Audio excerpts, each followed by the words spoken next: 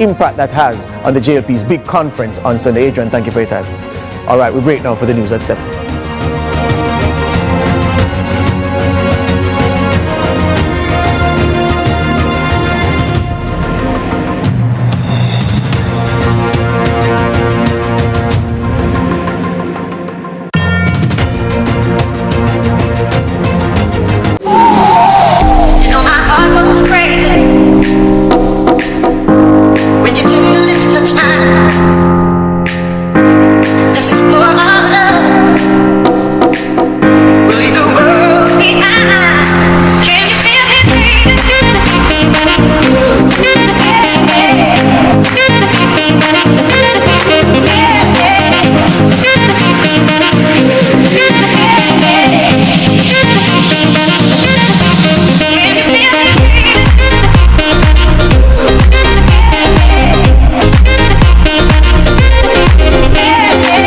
Schoolboy football, September 7 to December 14 on CVM TV. This is Schoolboy football, brought to you by EdgeChem, AIM Financial Corporation, Texaco, Connect Services, Jamaica Stock Exchange, and Sunshine Snacks.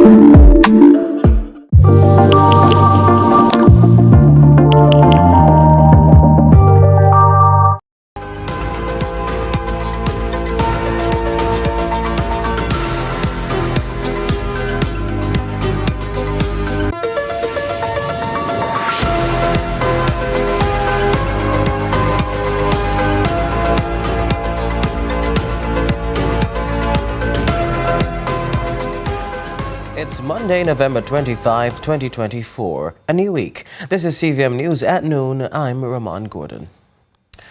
The JLP sought to make a case for a third term at its 81st conference on Sunday. Here are the highlights. The conference attracted thousands of supporters, with the party officials emphasizing their commitment to economic growth, infrastructure development, and a brighter future for Jamaica. Prime Minister Andrew Holness delivered the keynote address, where he highlighted the government's progress and detailed policies aimed at building a stronger Jamaica. Not running any race with them. We have too many things to show. We have the achievements. For the first time ever, a government can campaign on what it has achieved. A government can campaign on showing the people what will come, not empty promises, but you can look on the track record of achievement and make a judgment. If you were to ask yourself who is capable of delivering the future that you want, then it must be the Jamaica Labour Party.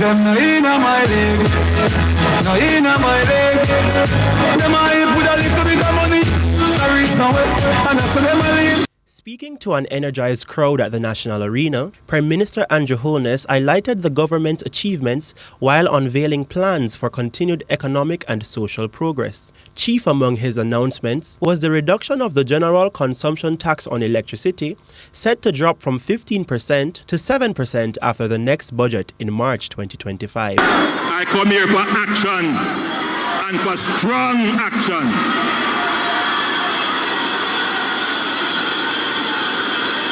We will remove the non-tax threshold and replace this with an incentivized, compatible rebate of GCT for persons who use 200 megawatts or less per month. Holness reaffirmed his administration's commitment to ensuring no child is left behind in the education system. He made it clear that financial constraints should never prevent a student from attending school.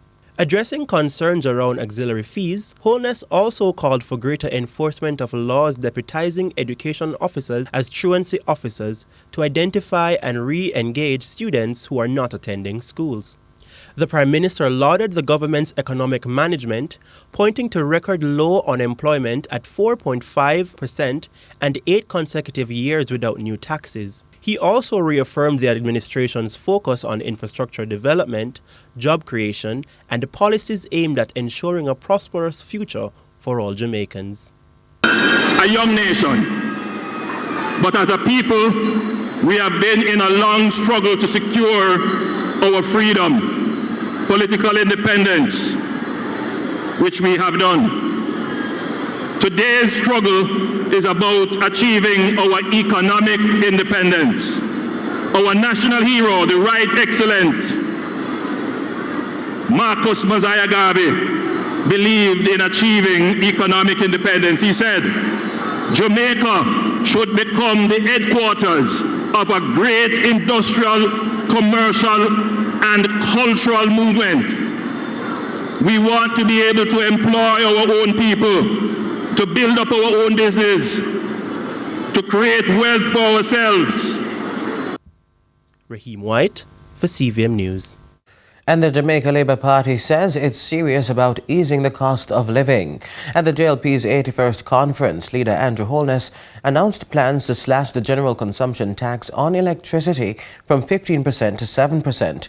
Holness also revealed that the National Water Commission will write off debts for pensioners with outstanding payments for 2 years or more.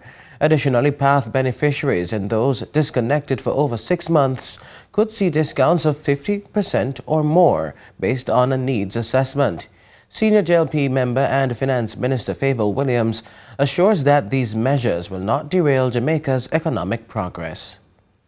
We have come a long way through successive governments, let me add that, as well, to bring down the debt to GDP, to ensure that we're not running huge budget deficits that require financing of those deficits. So we will continue on that fiscal conservative path, but we have to also put a lot of energy behind growing the economy at a much higher rate, a much higher sustainable rate, so that we can create a bigger economy for all Jamaicans and bring all Jamaicans along with us. And supporters of the Jamaica Labour Party rallied behind Prime Minister Andrew Holness at the party's annual conference on Sunday. The general election is constitutionally due by September 2025, and JLP supporters say they're sure of victory. Jamaica Labour Party, Andrew Holness is the man. Him have the dream, him have the vision, him have the prosperity, and that it is. One party, Jamaica people, wise up. When you know the goodness. A man Holness said time come for what? One broker, him telling you what I do. One broker, one party. Labour writing no look, we not drop a button. It has stay in our hand right through and we are make certain of that. And this conference speak for itself. Crowd. Couldn't be bigger than this. And we're not going nowhere. As I say, rainfall, sunshine, we're out here. Shower. Over 100 people are picking up the pieces after a series of fires in Majesty Gardens, Greenwich Town and Maho Drive in southwest St. Andrew early Saturday morning. Member of Parliament Dr. Angela Brown-Burke, observing the rubble in Majesty Gardens, described the fire as devastating and is making an urgent plea for assistance. It is devastating. Just thinking about all that is going to be required to help them get back on their feet. You know, in all cases we have had children who are in school who have also lost everything. So it's the trauma for them as well as losing everything. You know, we need help with food, clothes, shelter, just about every single thing. But we are making an appeal because that's what we're really going to have to do, to see for some of the tools if we can get persons to kind of get those back. We're looking for clothes, we're looking for food, we're looking for shelter and housing to build it back up. And in the meantime, some people don't even have anywhere to stay. Others are staying with family, so we have to try and build back as soon as possible. It is going to be a monumental task. We have to clean out, we are assessing the families, making sure we know that the councillor has been in touch with the Kingston and St. Andrew Municipal Corporation for the Poor Relief Department and the Disaster Preparation and Preparedness Manager. In today's digital age, creatives often share routines online, risking others copying them without credit or compensation. This morning on Sunrise, intellectual property and entertainment attorney Annalisa Chapman shares how dancers can protect their moves. Especially with the viral trends of TikTok, it's not an uncommon thing because based on the algorithm, you know, it's touch and go as to what will take off and what will not. Right. But first and foremost, a dance is copyrightable. It can be protected by copyright. So what's important is that it's original, yes, that it's in a recorded form, and that can be whether you record it with your camera, whether you put it in an animation format, whether you write out the detailed choreography, yes, it can be protected. So in that respect, creators, choreographers of dance can be protected by copyright. You can register the copyright, which is different from the actual recording, which gives you the copyright protection. So again, record your dance, do your routine, film yourself. When you put it on TikTok, when you put it on Instagram, that's in a recorded format. Right. So you already have the protection there because your work is in that tangible form. You have that lasting representation. Right. More news after this.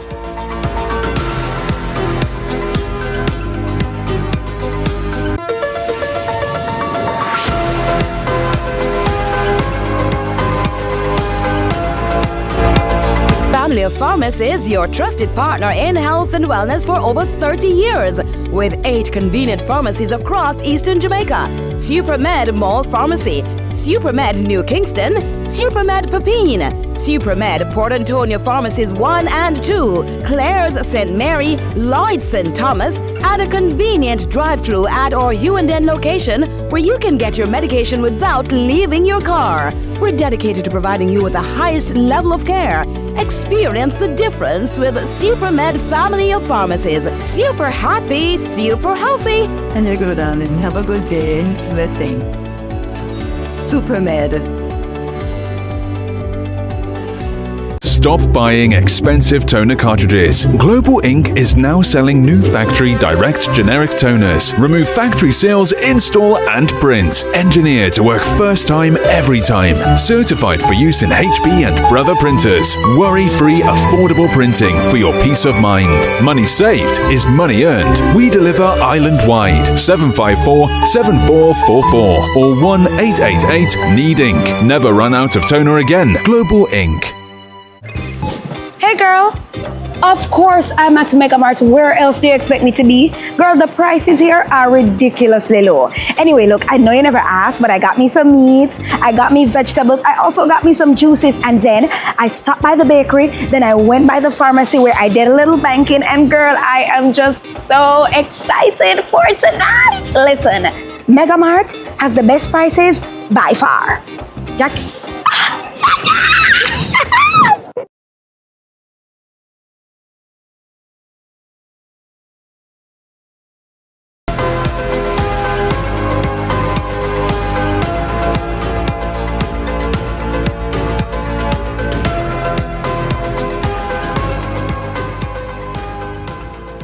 Welcome back. You're watching CVM News at noon, and we turn our attention to the political landscape following the Jamaica Labour Party's 81st annual conference, where Prime Minister Andrew Holness unveiled a series of initiatives targeting middle-income earners and other vulnerable groups. With promises of reduced electricity taxes, debt forgiveness on water bills, and new housing programs, the conference has been described as a major push ahead of the next general election. Joining us to discuss the event is the PNP's spokesperson on finance, Julian Robinson. So, Robinson, thank you again for joining us. Thank you, and good afternoon to your listeners and viewers. Right out the gate, the Prime Minister announced a reduction in the electricity tax and debt forgiveness for water bills at the JLP conference yesterday. How does the opposition view these initiatives? Well, in terms of the electricity reduction, it is going to impact, I would call, big consumers, those who are the heaviest users of JPS, and I'll explain why. Up to 150 kilowatt hours per month, there is no GCT paid on that at all. So there are a set of users who don't pay GCT. Now, if, for example, your bill is in the region of 20,000 Jamaican dollars a month, you would be saving about $1,000 per month, which is not significant. So really, the main benefit is for people who are spending $50,000, $60,000, up to $100,000 per month on their electricity bill. You know, somebody at $100,000 per month would probably get about an $8,000 reduction. So that's meaningful. But it means that this program is really geared to people who are heavy users of JPS and who are, I would say, more middle to upper income users. it's not going to have an impact on the majority of JPS users. I would say what would have been more meaningful for the government to do would have been to lift the 150 kilowatt hour exemption to maybe 250 kilowatt hours, which you would make consumption up to that point GCT free. In that way, you would be helping those who are consuming less electricity, and they would have less of a burden. But frankly, what has been done here is going to impact very few people at the lower end, but will have an impact on people at the upper end of the spectrum. Why do you think the JLP sought to go about it that way? Well, everything is politics. We are, less than a year, about 9 months away from a general election. And frankly, the government lost 2 by-elections on Friday, which they expected to win. In fact, they called them 2 days before their annual conference and they lost them. So they are really rolling out and making promises as a way of trying to win back the electorate. And the electorate has not been in favor with them from the local government elections in February, which we did very well in. The fact that we won back one of those divisions that we lost in February. We held the Morant Bay division. And this is against the background of hundreds of millions of dollars that would have been spent by the government in those 2 divisions to win. So, the reality is that they expected a bounce going into their conference. In the parliamentary by-elections, they could only pull out 6% of the eligible voters in Northwest St. Andrew, and in Trelawney, the independent candidate got over 1,400 votes. So Friday wasn't a good day for them. So I think the Prime Minister had to come with a set of promises to hope to win back the people. Now, we're going to talk more about the November 22 by-election in just a short while. But the PNP has I think it's a 9-point lead over the JLP. That's what was revealed in the most recent polls. How does your party, how will you maintain that momentum? Let me ask that. Well, you just have to continue remaining close to the people. The candidates have to remain on the ground. They have to continue to advocate on the issues that are important. We have to explain to the Jamaican people the policies and the programs that we will implement. We recognize you can't be complacent even though you have a lead. The government is obviously going to do everything to try and win back support, and what you heard yesterday is an attempt to do so. I don't think those trends are going to change, but as I said, you could have up to 9 months to an election, so it is important to remain close to the people, understand their concerns, and ensure that what we are articulating addresses the major needs of the Jamaican people. Back to November 22, sir. The by-elections on Friday saw the PNP win in Annan Town and Morant Bay. What do these results mean for your party heading into 2025? They're very positive. We had lost Annan Town in February in the local government election. So again, if you look at trends, having lost it in February, we have won it back. That's a good thing, regardless of what the margin is. For Morant Bay was a division that we had. We held it.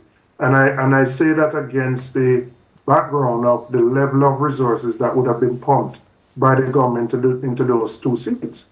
Divisions, hundreds of millions of dollars, road work, people getting all kind of benefits, zinc, marl, etc. So, in the context of, competing with the level of resources that were thrown, I'm very happy and proud of the results that we got in the 2 divisions. I mean, I would tell you how confident the government was. Nestor Morgan, the Minister of Works, had planned a party Friday night called Clean Sweep. Oh. He had planned this party from 3 weeks ago. They were so confident that they announced this election 2 days before their annual conference, expecting that they were going to win everything. But again, people power spoke over money power. Mr. Robinson, back to the conference yesterday. Holness said the JLP would be campaigning on its achievements and not empty promises. How does the PNP counter that message? Well, the reality is they have been in office for almost 9 years. I hear them saying he needs another term to get these things done. The reality is you have had 9 years. Why haven't you been able to do all the things that you're now promising? And quite frankly, the polls show that they're losing support. The by-elections show that they're losing support. Every day people are complaining about the bad state of roads, the bad state of our hospitals, etc. And so I think people are fed up. So frankly, they're the ones now coming with promises.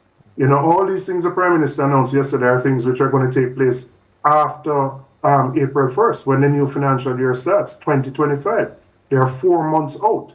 So he's hoping to sell people on a promise that their lives are going to get better when he has been at the wicket for almost 9 years and he has not been able to achieve these things. And so he needs to tell the Jamaican people why not. I mean, I'll give you an example on the issue of energy. I mean, any reduction in the pressures of energy is welcome.